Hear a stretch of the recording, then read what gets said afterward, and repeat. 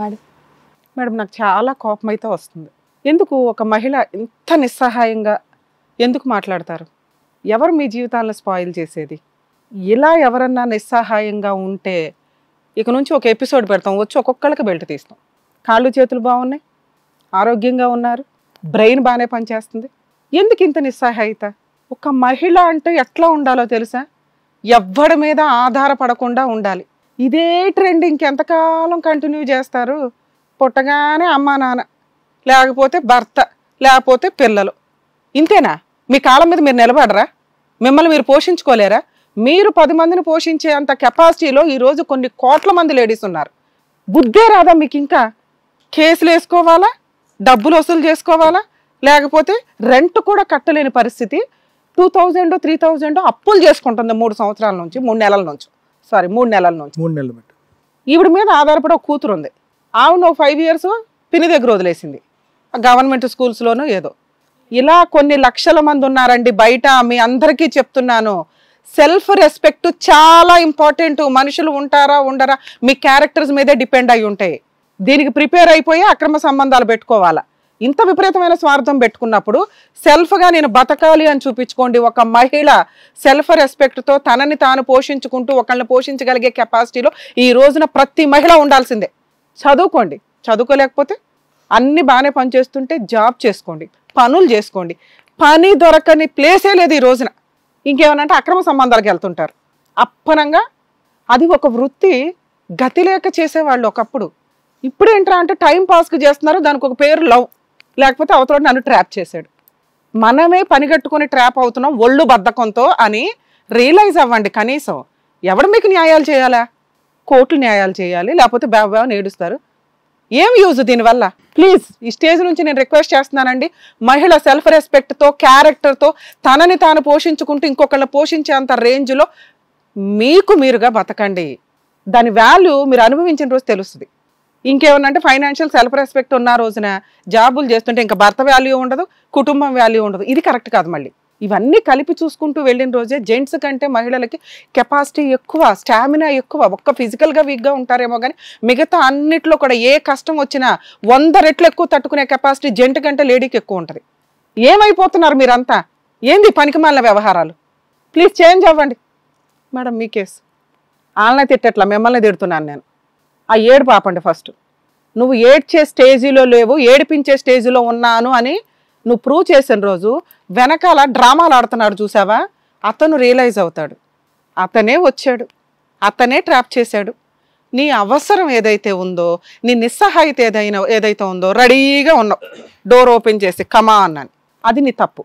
తను రాతోళ్ళకి నేను జాబ్ చేసుకునే బట్టలు ఇప్పుడు కూడా అంతే. ఎందుకు అప్పులు చేయాలా?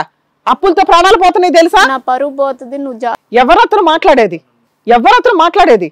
నీ కేసులో నేను పాయింట్అవుట్ చేసిన పాయింట్నే ఇంతసేపు నా ఆడియన్స్లో నా మహిళల్ని తిడుతున్నాను నేను. అతను జాబ్ చేయొద్దంటే జాబ్ చేయడం మానేస్తావా? అతను తిండి పెట్టకపోతే చచ్చిపోతారా తినకుండా? ఇప్పుడు అప్పులైతే చేసావుగా, నువ్వు బయటికి వెళ్ళి జాబ్ చేసే దాని మీద నువ్వు అప్పు చేసావు చూడు, అది చాలా హీనమైన పని. ఒక 5,000 2,000 ఇచ్చిన వాడు రేపొద్దు ఇంకొకరు బయట వెయిట్ చేస్తూ ఉంటాడుగా. ఓకే, ఈ పిల్ల వెనకాల ఎవరు లేరు, మనం ఒక 5,000 ఇస్తే వస్తుంది.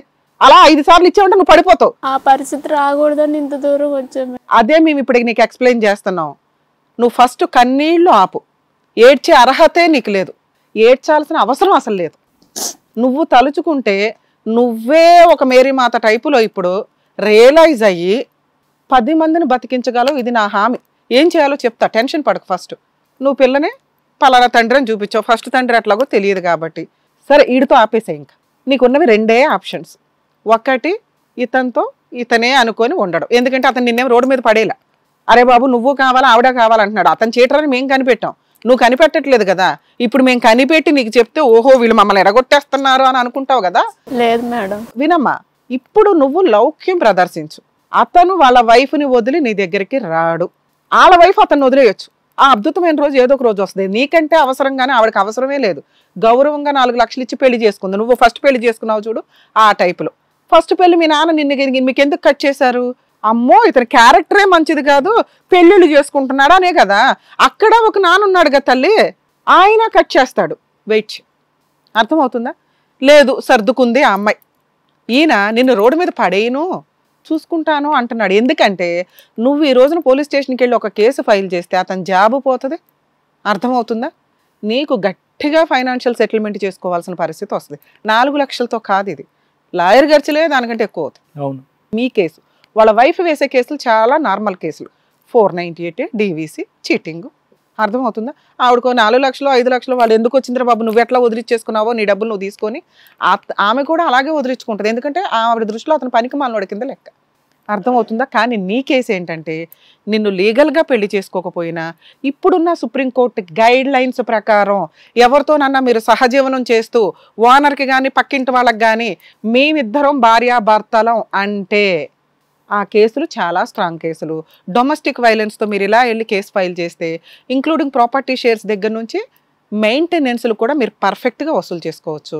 అలాగే మిమ్మల్ని పెళ్లి చేసుకొని ఫోటోలు డిలీట్ చేసేసాడు కాబట్టి మీరు పోలీస్ స్టేషన్కి వెళ్ళి కంప్లైంట్ ఇచ్చి నేను ఫస్ట్ భార్యనండి అంటే సెకండ్ మ్యారేజ్ చేసుకున్నందుకు ఆటోమేటిక్గా అతన్ని జైలుకి తీసుకెళ్తారు. జాబు టెన్షన్లో పడుతుంది.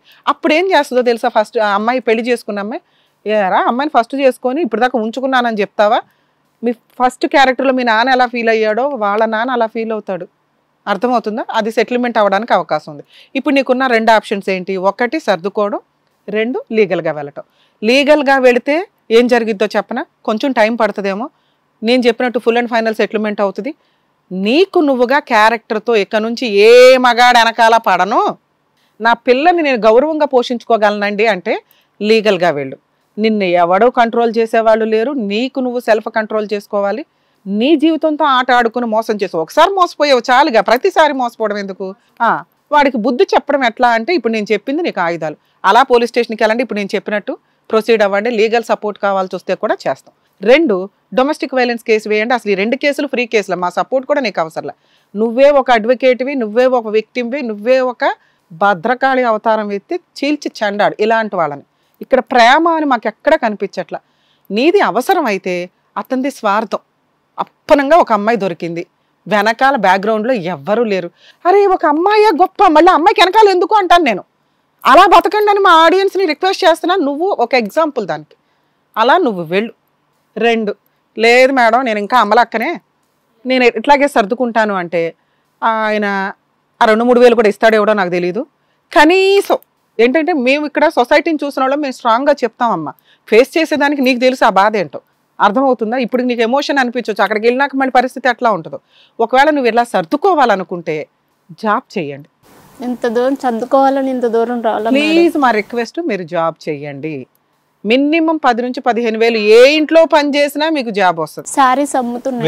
Very good, super. అసలు ఆ బిజినెస్లు ఇప్పుడు ఎంత బాగా క్లిక్ అవుతున్నాయో తెలుసా?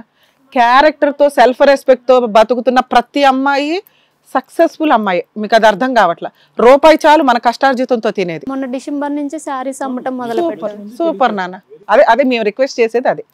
ఇప్పుడు మా స్టేజ్ మీద నుంచి మీరు ఏమన్నా ఫోన్ మాట్లాడమని అడిగితే ఒకసారి ఫోన్ చేసి ఫుల్ అండ్ ఫైనల్ సెటిల్మెంట్ చేసుకుంటాడా, ఆవును వదిలేసి నీతో ఉంటాడా, లేదా నువ్వు లీగల్గా వెళ్తావా? ఇదేమన్నా లీగల్గా వెళ్తాం మేడం. ఇంకా ఫోన్ అవసరం లేదుగా.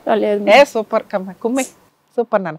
ఇప్పుడు నీ కళ్ళల్లో ఒక ధైర్యం కనిపిస్తుంది, స్పార్క్ కనిపిస్తుంది చూడు. ఇది ఎక్స్పెక్ట్ చేసాం ఇంతసేపు. ఓకేనా? నువ్వు నీకు వెనకాల నిస్సహాయితే లేదు. నీ వెనకాల ఎప్పుడు ఫోన్ చేసినా మేము అందరం అందుబాటులో ఉంటాం. ఓకేనా? ఆల్ ది బెస్ట్ నాన్న. జాగ్రత్త. బాయ్ అమ్మా. ఫైట్ చేయి. Your a winner. Your already a winner.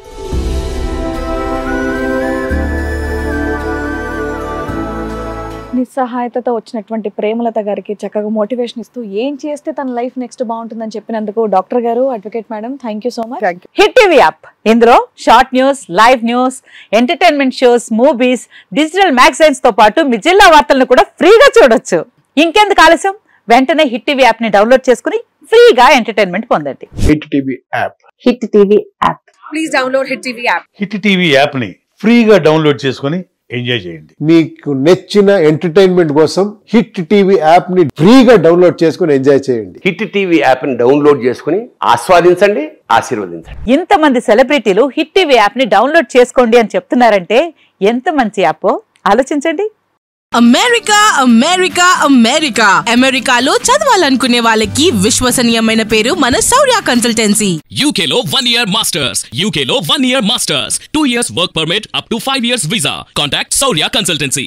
Contact 89851 89851.